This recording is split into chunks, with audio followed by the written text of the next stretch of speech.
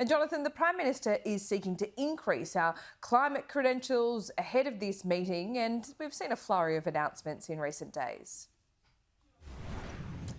Laura, good morning to you. There certainly has. We continue to see new clean and green energy announcements ahead of this summit, really. $565 million has again been pledged by our government today.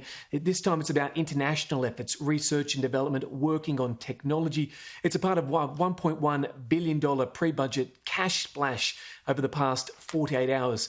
Yesterday it was about hydrogen, carbon capture and storage. I guess really what our government is trying to do at this stage ahead of the summit is show that it's taking credible steps, genuine steps to work on ways that it can help to reduce carbon emissions without necessarily being caught up in that argument of how emissions are coming down here in Australia and internationally.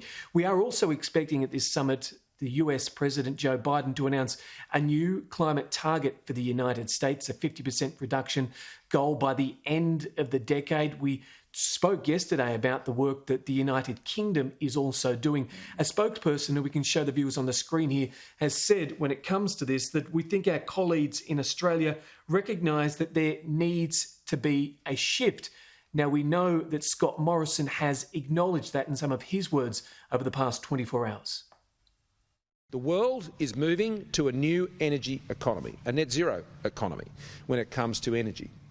And Australia will play a huge part in that. And it's a key point I'll be making at the Climate Summit over the next few days, that Australia is really putting the flag right out there when it comes to ensuring that we lead the world in hydrogen technology.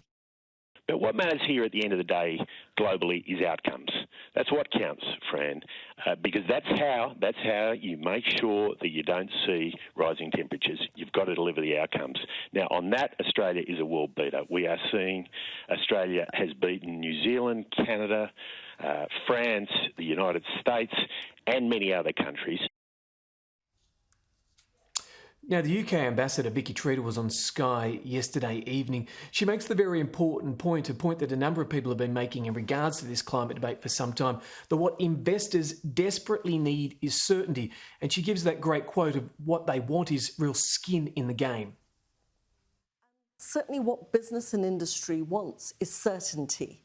You know, targets are one thing, but the regulatory environment, government putting some money, skin in the games, announcements of what government will do to create the right environment for investment flow to happen. Yeah, we've gone a long way in the past 6 months, I suppose, Laura. It was a gas-led recovery. Now we're talking about new renewables. We know Xi Jinping, the Chinese president, will also give what's been called a very important speech that will weigh exceptionally heavily on the international efforts and the response to this virtual summit. It will run tonight and tomorrow night. No word just yet on when our Prime Minister, though, will speak. Laura.